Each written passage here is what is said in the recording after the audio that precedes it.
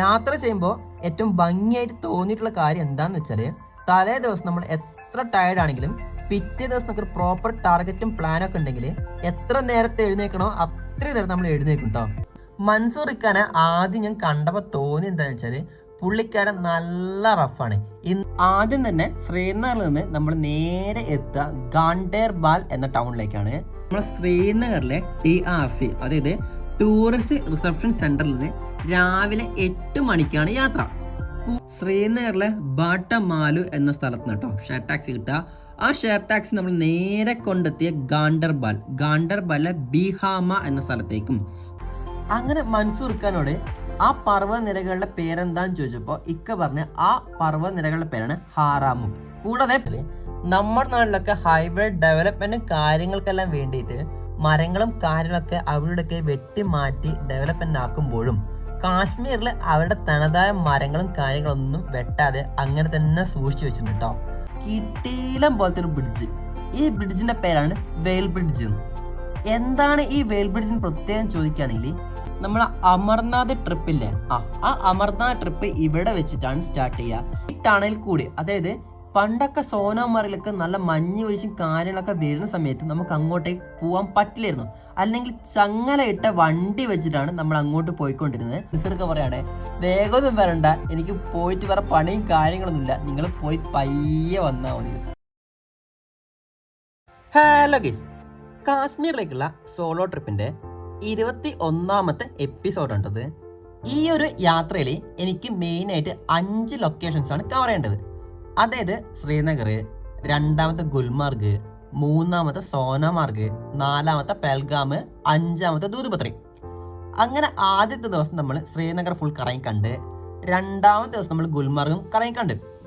ഇനി നമുക്ക് അടുത്തായി പോകേണ്ട ലൊക്കേഷൻ എങ്ങോട്ടാന്ന് വെച്ചാൽ സോനാമാർഗിലേക്കാണ്. അങ്ങനെ സോനാമാർഗിലേക്ക് പോകാനായിട്ട് ശ്രീനഗറിൽ നിന്ന് സോനാമാർഗിലേക്ക് അത്യാവശ്യം 80 കിലോമീറ്ററിന് അടുത്ത് ദൂരമുണ്ട്. അത് 2-2.5 മണിക്കൂറിന്റെ ടാക്സി ഡ്രൈവും കാര്യങ്ങളൊക്കെ ഉണ്ട്. ആദ്യം ഞാൻ വിചാരിച്ചത് ബസ്സിൽ പോകാൻ തന്നെ കേട്ടോ. അങ്ങനെയൊക്കെ ചാച്ച കഴിഞ്ഞ ദിവസം എന്നോട് പറഞ്ഞേ, ബസ് പോയിട്ടുണ്ടെങ്കിൽ കുഴപ്പവും കാര്യങ്ങളൊന്നുമില്ല, ബഡ്ജറ്റ് ഫ്രണ്ട്ലിയും കാര്യങ്ങളൊക്കെയാണ്. പക്ഷെങ്കിൽ നല്ല ദൂരം പോകേണ്ടത് കൊണ്ടും ബസ് കുറെ നിർത്തി പോകേണ്ടത് കൊണ്ടും എന്തായാലും 5-6 മണിക്കൂർ എന്തായാലും എടുക്കുന്നു. അങ്ങനെ എൻ്റെ കൂടെയുള്ള ഷമീറിനോടും ജിഷ്ണുവിനോടും സോനുവിനോടും ഇതിനെക്കുറിച്ച് സംസാരിച്ചപ്പോൾ അവർ പറഞ്ഞു നമുക്ക് ടാക്സിക്ക് പോവാം. കാരണം എന്താന്ന് വെച്ചാൽ, രാവിലെ ഒരു മിനിമം ഒരു 7-8 മണിക്ക് നമ്മൾ ട്രിപ്പ് സ്റ്റാർട്ട് ചെയ്തിട്ടുണ്ടെങ്കിൽ എന്തായാലും ബസ് പോവുകയാണെങ്കിൽ 1 മണി 2 മണിയോട് അടുപ്പിച്ചാണ് അവിടെ എത്തുള്ളൂ. പിന്നെ അവിടുത്തെ കാര്യങ്ങളൊക്കെ കണ്ടു വരുമ്പോഴത്തേക്ക് തന്നെ എന്തായാലും അവിടെ എൻജോയ് ചെയ്യാൻ വേണ്ടിയിട്ട് മിനിമം ഒരു 3-4 മണിക്കൂർ നമുക്ക് എന്തായാലും വേണം. അങ്ങനെ തിരിച്ചു വരുമ്പോഴത്തേക്ക് തന്നെ ഒരു നേരാവുകയും ചെയ്യും. പിന്നെ പ്രോപ്പറായിട്ട് ബസ്സും കാര്യങ്ങളും കിട്ടിയില്ലെങ്കിൽ നമുക്ക് നല്ല രീതിക്ക് പണി കിട്ടുമെന്ന് തോന്നിയതുകൊണ്ട് ഞങ്ങൾ ടാക്സി തന്നെ അങ്ങ് ഉറപ്പിച്ചു കേട്ടോ. ടാക്സിക്കായിട്ട് ചാച്ച പറഞ്ഞ റേറ്റ് എത്രയാണെന്ന് ചോദിക്കുകയാണെങ്കിൽ 2200 രൂപയുണ്ട് പറഞ്ഞേ. വാസ്തവത്തിൽ ആ 2200 രൂപ ലാഭമാണ്. കാരണം 2200-നെ 4 വെച്ച് ഡിവൈഡ് ചെയ്യുകയാണെങ്കിൽ ഒരാൾക്ക് 550 രൂപയാണ് വരുള്ളൂ. നേരെ മറിച്ച് ബസ്സിന് പോവുകയാണെങ്കിൽ 1 വേക്ക് 240 രൂപയുടെ അടുത്താവുന്നതാണ് കേട്ടോ. നമ്മൾ ഗൂഗിൾ അമ്മച്ചിയോട് ചോദിച്ചപ്പോൾ പറഞ്ഞിട്ടുള്ള. അങ്ങനെ എനിക്ക് 2 റൂട്ടിനും പോയി വരികയാണെങ്കിൽ 450 രൂപയാവും. കൂടാതെ സമയം കൂടുതൽ എടുക്കും തോന്നിയതുകൊണ്ട് തന്നെ ഞങ്ങൾ ടാക്സിയാണ് പ്രിഫർ ചെയ്തിട്ടുള്ളത്. അങ്ങനെ അധികം ലേഖാക്കുന്നില്ല, നമുക്ക് വീഡിയോയിലേക്ക് പോകാം.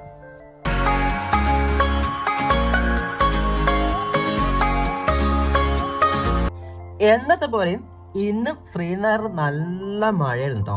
അതുകൊണ്ട് തന്നെ രാവിലെ നല്ല പവർ കട്ടും കാര്യങ്ങളൊക്കെ ഉണ്ട്. അങ്ങനെ എനിക്ക് രാവിലെ ഒരു 7 മണി ആ റേഞ്ചിൽ എഴുന്നേറ്റ് കേട്ടോ. യാത്ര ചെയ്യുമ്പോൾ ഏറ്റവും ഭംഗിയായിട്ട് തോന്നിയിട്ടുള്ള കാര്യം എന്താണെന്ന് വെച്ചാൽ, തലേ ദിവസം നമ്മൾ എത്ര ടയർഡ് ആണെങ്കിലും പിറ്റേ ദിവസം നമുക്ക് ഒരു പ്രോപ്പർ ടാർഗറ്റും പ്ലാനൊക്കെ ഉണ്ടെങ്കിൽ എത്ര നേരത്തെ എഴുന്നേക്കണോ അത്രയും നേരം നമ്മൾ എഴുന്നേക്കും കേട്ടോ.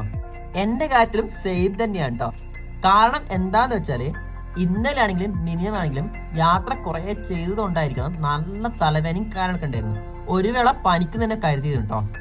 കൂടാതെ അടുത്ത ദിവസത്തെ ട്രാവൽ പ്രിപ്പറേഷനും കാര്യങ്ങളും തലേ ദിവസം ചെയ്ത് വെക്കുന്നത് കൊണ്ട് തന്നെ കിടക്കാനും ഒരു നേരമായിരുന്നു. എന്നിരുന്നാലും രാവിലെ എത്ര സമയത്താണ് എഴുന്നേൽക്കേണ്ടത് ആ കറക്റ്റ് ടൈമിൽ നമുക്ക് അലാറം പോലും വെക്കണ്ട, ഓട്ടോമാറ്റിക് നമ്മൾ എഴുന്നേറ്റ് കേട്ടോ. അങ്ങനെ രാവിലെ എഴുന്നേറ്റപ്പോൾ കറണ്ടും കാര്യങ്ങളൊന്നും ഇല്ലെങ്കിലും എഴുന്നേറ്റ് ഒരു 10-15 മിനിറ്റ് ആയപ്പോഴത്തേക്ക് കറണ്ട് വന്നു കേട്ടോ. അങ്ങനെ നേരെ പോയി പല്ലേപ്പും ബ്രഷും കാര്യങ്ങളൊക്കെ ചെയ്ത് കറക്റ്റ് 8 മണിക്ക് നമ്മുടെ ടാക്സി വന്നു കേട്ടോ. അങ്ങനെ ഇന്നലത്തെ പോലെ തന്നെ വീഡിയോ എടുക്കാനായിട്ട് ഞാൻ മുന്നിലിരുന്ന് അവര് 3 ആൾക്കാരും പിന്നിലാണ് ഇരുന്നത്. അങ്ങനെ ഇന്നത്തെ നമ്മുടെ യാത്രയ്ക്ക്, അതായത് സോനാമാർഗിലേക്കുള്ള യാത്രയ്ക്ക് ഞാൻ ആദ്യം കരുതിയത് നമ്മുടെ ഇന്നലത്തെ ടാക്സി ഡ്രൈവറായ ഉമർക്ക വരും എന്നാണ്. കാരണം എന്താന്ന് വെച്ചാല് ഉമർക്കായിട്ട് ഞാൻ കുറച്ച് കമ്പനിയും കാര്യങ്ങളൊക്കെ ആയതുകൊണ്ട് തന്നെ സോനാമാർഗിലേക്കുള്ള യാത്രയ്ക്കും കുറച്ച് കത്തിയും കാര്യങ്ങളൊക്കെ അടിച്ചിരിക്കാന്ന് വിചാരിച്ചിരിക്കുമ്പോഴാണ് ഇന്നത്തെ യാത്രയ്ക്ക് നമ്മുടെ കൂടെ മറ്റൊരു ടാക്സി ഡ്രൈവർ വന്നിട്ടുള്ളത്. ഈ ഇക്കാടെ പേരാണ് മൻസൂർ കേട്ടോ. മൻസൂർ ഇക്കാനെ ആദ്യം ഞാൻ കണ്ടപ്പോൾ തോന്നി എന്താണെന്ന് വെച്ചാൽ പുള്ളിക്കാരൻ നല്ല റഫാണ്. ഇന്നലത്തെ പോലെ തന്നെ ഉമർഖാനെ കണ്ടപ്പോഴും നല്ല റഫായിരുന്നു. പിന്നെ സംസാരിച്ച് തുടങ്ങിയപ്പോഴാണ് പുള്ളി നല്ല രീതിയിൽ കമ്പനി ചെയ്ത്. പക്ഷെങ്കിൽ മൻസൂർ ഖാൻ നമ്മളെ ശരിക്കും ഞെട്ടിച്ചിട്ടോ. കാരണം ഉമർഖാനോട് നമ്മൾ അങ്ങോട്ട് സംസാരിച്ചപ്പോഴാണ് പുള്ളി ഇങ്ങോട്ട് തുടങ്ങിയത്. പക്ഷെ മൻസൂർ ഖാൻ എന്താണെന്ന് വെച്ചാൽ ഇങ്ങോട്ട് ഓരോ കാര്യങ്ങൾ ചോദിച്ച് തുടങ്ങിട്ടോ. കേരളത്തിലെ കാര്യങ്ങൾ, വീട്ടിലത്തെ കാര്യങ്ങളൊക്കെ ഇങ്ങനെ ചോദിച്ചപ്പോൾ എനിക്ക് ശരിക്കും പറഞ്ഞാൽ നല്ല രീതിക്ക് കംഫർട്ടായി. അങ്ങനെയൊക്കെ മുമ്പ് ഞാൻ പറഞ്ഞ പോലെ തന്നെ ശ്രീനഗറിൽ നിന്ന് സോനാമാർഗിലേക്ക് അത്യാവശ്യം 2.5 മണിക്കൂർ യാത്ര ഉണ്ട്. കൂടാതെ 80-85 കിലോമീറ്റർ ദൂരമുണ്ട്. ഈ ഒരു യാത്രയിൽ നമ്മൾ മെയിനായിട്ടും 3 ടൗണുകൾ കേട്ടോ കവർ ചെയ്ത് പോവാ. ആദ്യം തന്നെ ശ്രീനഗറിൽ നിന്ന് നമ്മൾ നേരെ എത്തുക ഗാണ്ടേർബാൽ എന്ന ടൗണിലേക്കാണ്. അതിനുശേഷം ഗാണ്ടേർബാലിൽ നിന്ന് ചെർവാന്, പിന്നെ ചെർവാനിൽ നിന്ന് കങ്കൻ, പിന്നെ കങ്കനിൽ നിന്ന് സോനാമാർഗ്. നമ്മളുടെ കൂടെ ഈ 3 പേര് ഉള്ളത് കൊണ്ടാണ് നമ്മളിപ്പോൾ ടാക്സിക്ക് പോയിട്ടുള്ളത്. അല്ലാത്ത പക്ഷം ഞാൻ ഒറ്റയ്ക്ക് തന്നെയാണെങ്കിൽ ഞാൻ എന്തായാലും എത്ര ലേറ്റ് ആയിട്ടാണെങ്കിലും ബസ്സിനോ സുമോനാണ് പോവുക. അതായത് ആരെങ്കിലും ശ്രീനഗറിൽ നിന്ന് സോനാമാർഗിലേക്ക് സോളോ ആയിട്ട് യാത്ര തിരിക്കുകയാണെങ്കിൽ അവർക്ക് വേണ്ടിയിട്ടാണ് കേട്ടോ ഞാൻ ഇൻഫർമേഷൻ പറയുന്നത്. അതായത് നിങ്ങൾ ബസ്സിന് പോവുകയാണെങ്കിൽ ശ്രീനഗറിൽ നിന്ന് ആദ്യം പോകേണ്ടത് ഗാണ്ടേർബാൽ എന്ന സ്ഥലത്തേക്കും, ഗാണ്ടേർബാലിൽ നിന്ന് കങ്കൺ എന്ന സ്ഥലത്തേക്കും, പിന്നെ കങ്കൺ നിന്ന് സോനാമാർഗിലേക്കാണ് പോകേണ്ടത്. ഈ ശ്രീനഗറിൽ നിന്ന് ഗാണ്ടേർബാലിലേക്ക് പോകാനായിട്ട് ബസ് എവിടുന്ന കിട്ടാൻ ചോദിക്കുകയാണെങ്കിൽ നമ്മുടെ ശ്രീനഗറിലെ TRC, അതായത് ടൂറിസ്റ്റ് റിസപ്ഷൻ സെന്ററിൽ നിന്ന് രാവിലെ 8 മണിക്കാണ് യാത്ര. കൂടാതെ ഇതിൽ ഏറ്റവും കൂടുതൽ ശ്രദ്ധിക്കേണ്ട കാര്യം എന്ന് ചോദിക്കുകയാണെങ്കിൽ ടാക്സി വിളിച്ച് പോവുകയാണെങ്കിൽ 2.5 മണിക്കൂർ എടുക്കേണ്ട യാത്ര നമ്മൾ ബസ്സിന് പോവുകയാണെങ്കിൽ 5 മണിക്കൂറിന് മേലോട്ടേക്ക് എടുക്കും എന്ന് പ്രത്യേകം അറിഞ്ഞിരിക്കണം കേട്ടോ. കൂടാതെ ഇതിന് 1 വേ ടിക്കറ്റിന് 240 രൂപയാണ്. ഇതാണ് ബസ്സിൻ റേറ്റ്. അതായത് നിങ്ങൾക്ക് ബസ് വേണ്ട, അതായത് സുമോ അല്ലെങ്കിൽ ഷെയർ ടാക്സിയാണ് പിടിച്ചു പോകുന്നതെങ്കിൽ സുമോ എവിടുന്ന കിട്ടുകയെന്ന് ചോദിക്കുകയാണെങ്കിൽ ശ്രീനഗറിലെ ബാട്ടമാലു എന്ന സ്ഥലത്ത് കേട്ടോ ഷെയർ ടാക്സി കിട്ടുക. ആ ഷെയർ ടാക്സി നമ്മൾ നേരെ കൊണ്ടെത്തിയ ഗാണ്ടർബാലിലെ ബിഹാമ എന്ന സ്ഥലത്തേക്കും, പിന്നെ ബിഹാമ എന്ന് നമുക്ക് ഡയറക്റ്റ് സോനാമാർഗിലേക്ക് വണ്ടി കിട്ടും. ബസ്സിനെ കമ്പയർ ചെയ്ത് നോക്കുകയാണെങ്കിൽ ഷെയർ ടാക്സിക്ക് 1 വേയിൽ 160 രൂപ, അതായത് ബട്ടമാലു നിന്ന് ബിഹാമയിലേക്ക് 80 രൂപയും പിന്നെ ബിഹാമയിൽ നിന്ന് സോനാമാർഗിലേക്ക് 80 രൂപയാണ് വരുന്നത്. ഈ ഷെയർ ടാക്സി അല്ലെങ്കിൽ സുമോ ബസ്സിനെ കമ്പയർ ചെയ്ത് നോക്കുകയാണെങ്കിൽ ഏകദേശം ഒരു 1.5 മണിക്കൂർ 2 മണിക്കൂർ മുന്നേയൊക്കെ എത്തും കേട്ടോ. അതായത് ബസ്സിൽ ഒരു 5-5.5 മണിക്കൂർ എടുക്കുകയാണെങ്കിൽ സുമോയിൽ പോകണമെങ്കിൽ 3.5 മണിക്കൂർ 4 മണിക്കൂറിന് ഇടയിലൊക്കെ എത്തും. ഇപ്പോൾ ചില ആൾക്കാർക്ക് ഡൗട്ട് വന്നു, ഈ ഷെയർ ടാക്സി ആണെങ്കിലും നമ്മൾ സാധാരണ ടാക്സി ആണെങ്കിലും ഏകദേശം സെയിം അല്ലേ, പിന്നെ എന്താണ് ഇത്ര ടൈം ഡിലേ എടുക്കുന്നത്, അല്ലെങ്കിൽ എന്താണ് ഇത്ര തമ്മിൽ വ്യത്യാസം എന്ന് ചോദിക്കുകയാണെങ്കിൽ ഈ ഷെയർ ടാക്സിക്ക് ഒരു പ്രത്യേകത ഉണ്ട്. അതായത് ഇതിൽ ആള് നിറഞ്ഞാൽ മാത്രമേ അത് വണ്ടി എടുക്കുള്ളൂ. അതായത് ഒരു ഷെയർ ടാക്സി അല്ലെ സുമോയില് 8 to 10 പേരാണെന്നറിയാം. അപ്പോൾ ആ 8 ആൾക്കാർ അല്ലെങ്കിൽ 10 ആൾക്കാർ ഫുൾ നിറഞ്ഞാൽ മാത്രമേ വണ്ടി എടുക്കുള്ളൂ. ഈ സോനാമാർഗ് പോലുള്ള റൂട്ടഡ് ഏരിയയിലേക്ക് വണ്ടി എടുക്കുകയാണെങ്കിൽ അതിലേക്ക് 8 ആൾക്കാർ നിറയാൻ നേരം നല്ല സമയം എടുക്കും. നേരെ മറിച്ച് 8 ആൾക്കാർ പെട്ടെന്ന് നിറയുകയാണെങ്കിൽ പെട്ടെന്ന് വണ്ടി എടുത്തു പോകും കേട്ടോ. അതാണ് വ്യത്യാസം. മേൽപ്പറഞ്ഞ കാര്യങ്ങളൊക്കെ എല്ലാവരും ക്ലിയർ ആയിട്ടുണ്ടെന്ന് തോന്നുന്നു. നമുക്ക് എന്തായാലും യാത്രയുടെ കൂടുതൽ വിശേഷങ്ങളിലേക്ക് കടക്കാം. വീഡിയോയുടെ തുടക്കത്തിൽ ഞാൻ പറഞ്ഞിട്ടുണ്ടായിരുന്നു നമ്മൾ മെയിനായിട്ട് 3 സ്ഥലങ്ങൾ കവർ ചെയ്ത ശേഷമാണ് നമ്മൾ സോനാമാർഗിലേക്ക് എത്തുന്നത്. അങ്ങനെ ഇപ്പോൾ നമ്മൾ പോയിക്കൊണ്ടിരിക്കുന്ന സ്ഥലത്തിനാണ് ഗാണ്ടർബാൽ എന്നത്. നമ്മൾ ഇന്നലെ ഗുൽമാർഗിലേക്ക് പോയിക്കൊണ്ടിരിക്കെ വഴിയിൽ പീർപ്പാഞ്ചിൽ കണ്ട പോലെ തന്നെ ഇവിടെ ഗാണ്ടർബാലിൽ എത്തിയ സമയത്ത് ദൂരെ ഒരു മലനിരകൾ കണ്ടു കേട്ടോ. അങ്ങനെ മൻസൂർ ഖാനോട് ആ പർവ്വതനിരകളുടെ പേരെന്താന്ന് ചോദിച്ചപ്പോൾ ഇക്ക പറഞ്ഞ ആ പർവ്വതനിരകളുടെ പേരാണ് ഹാറാമുഖ്. കൂടാതെ പുള്ളിക്ക് ഇതിനെക്കുറിച്ച് വലിയ അറിവും കാര്യങ്ങളും ഇല്ലാത്തതുകൊണ്ട് തന്നെ ഞാൻ ജസ്റ്റ് ഗൂഗിൾ കയറി സെർച്ച് ചെയ്തിട്ടോ, ശരിക്കും പറഞ്ഞ ഞെട്ടിപ്പോയി. അതായത് കാശ്മീരിന്റെ കൈലാസം എന്നാണ് ഈ ഹാറാമുക്കിന് അറിയപ്പെടുന്നത്, അല്ലെങ്കിൽ ഹോം ഓഫ് ലോർഡ് ശിവ. ഏകദേശം 5300 മീറ്റർ അല്ലെങ്കിൽ 17,338 ഫീറ്റ് ഉയരാണ് ഇതിനുള്ളത്.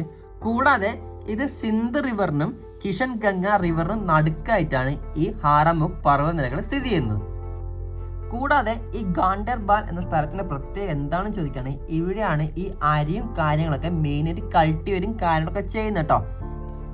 അങ്ങനെ നമ്മുടെ യാത്രകൾ മുന്നോട്ട് പോയിക്കൊണ്ടിരിക്കുക എനിക്ക് തോന്നിയിട്ടുള്ള മറ്റൊരു കാര്യം എന്താണെന്ന് വെച്ചാൽ, നമ്മുടെ നാട്ടിലൊക്കെ ഹൈവേ ഡെവലപ്മെന്റും കാര്യങ്ങൾക്കെല്ലാം വേണ്ടിയിട്ട് മരങ്ങളും കാര്യങ്ങളൊക്കെ അവരുടെയൊക്കെ വെട്ടി മാറ്റി ഡെവലപ്മെന്റ് ആക്കുമ്പോഴും കാശ്മീരിൽ അവരുടെ തനതായ മരങ്ങളും കാര്യങ്ങളൊന്നും വെട്ടാതെ അങ്ങനെ തന്നെ സൂക്ഷിച്ചു വെച്ചിട്ടുണ്ട് കേട്ടോ. അതിനായിട്ട് റോഡുകൾ വളഞ്ഞും പൊളഞ്ഞിട്ടൊക്കെ ആണെങ്കിൽ പോലും അവര് അവരുടെ മരങ്ങളെ അത്രയ്ക്ക് നന്നായിട്ട് കെയറും കാര്യമൊക്കെ ചെയ്യുന്നത് വളരെ അതിശയത്തോടെ എനിക്ക് തോന്നി. അങ്ങനെ ഇരിക്കെ നമ്മുടെ മൻസൂർക്ക നമ്മൾ പറഞ്ഞ് ക്യാമറയും കാര്യങ്ങളെല്ലാം സെറ്റാക്കി വെച്ച ഒരു അടിപൊളി സാധനം വരുന്നുണ്ട്. അപ്പൊ എന്താണെന്ന് ചോദിച്ചാൽ പുള്ളി പറഞ്ഞ് എന്തായാലും കണ്ടോന്ന് പറഞ്ഞ് അങ്ങനെ നമ്മളെ വണ്ടി മുന്നോട്ട് പോയിക്കൊണ്ടിരിക്കെ നമ്മളെ ആ ചുറ്റും പർവ്വതനിരകളുടെ ഒത്ത നടുക്കായിട്ട് നല്ല കിട്ടീലം പോലത്തെ ഒരു ബ്രിഡ്ജ്. ഈ ബ്രിഡ്ജിന്റെ പേരാണ് വെയിൽ ബ്രിഡ്ജ്. എന്താണ് ഈ വെയിൽ ബ്രിഡ്ജിന് പ്രത്യേകം ചോദിക്കുകയാണെങ്കിൽ, ഇതാണ് നമ്മുടെ കാശ്മീരിനെയും ലേനെയും തമ്മിൽ കണക്ട് ചെയ്യുന്ന ബ്രിഡ്ജ് കേട്ടോ. മുമ്പ് ഈ ബ്രിഡ്ജ് ഇവിടെ ഇല്ലായിരുന്നു. ആ കാലത്ത് ഇവിടുത്തെ ആൾക്കാർക്ക് യാത്ര ചെയ്യാനൊക്കെ വളരെ കഷ്ടപ്പാടും കാര്യങ്ങളൊക്കെ ആയിരുന്നു.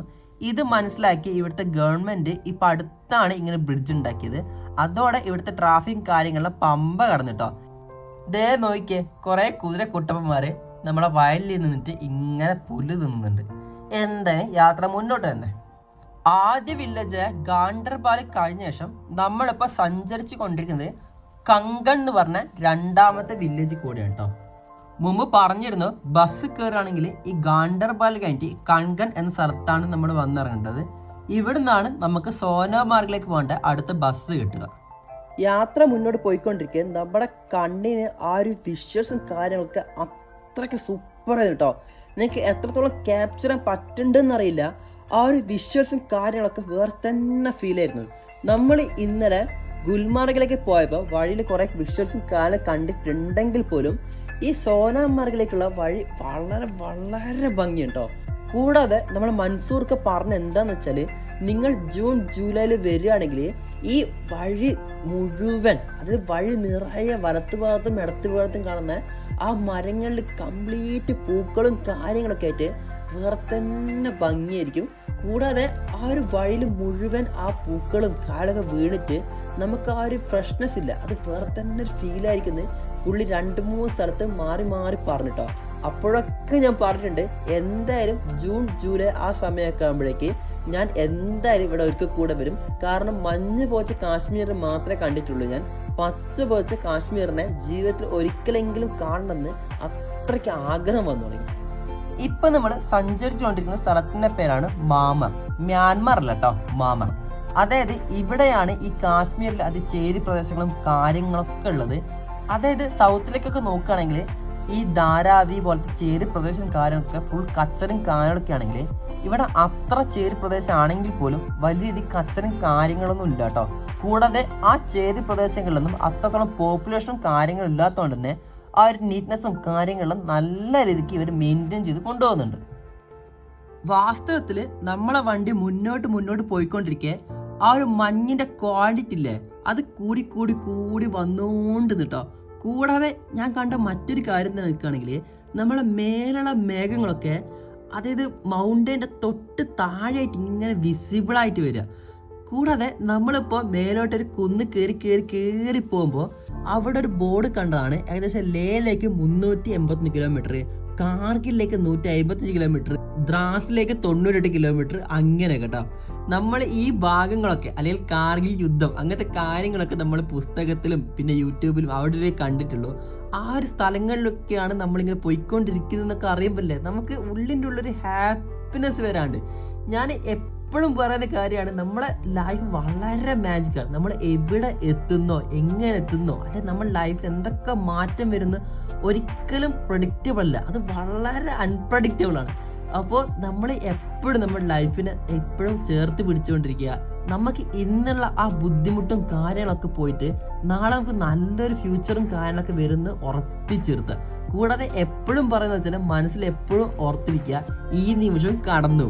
ഓക്കെ, അധികം പറഞ്ഞു ബോറാക്കുന്നില്ല, നമുക്ക് എന്തായാലും മുന്നോട്ട് പോവാട്ടോ. അങ്ങനെ ഇപ്പൊ നമ്മൾ പോയിക്കൊണ്ടിരിക്കുന്ന ആ സ്ഥലത്തിന്റെ പേരാണ് ബാൾട്ടൽ വാലി.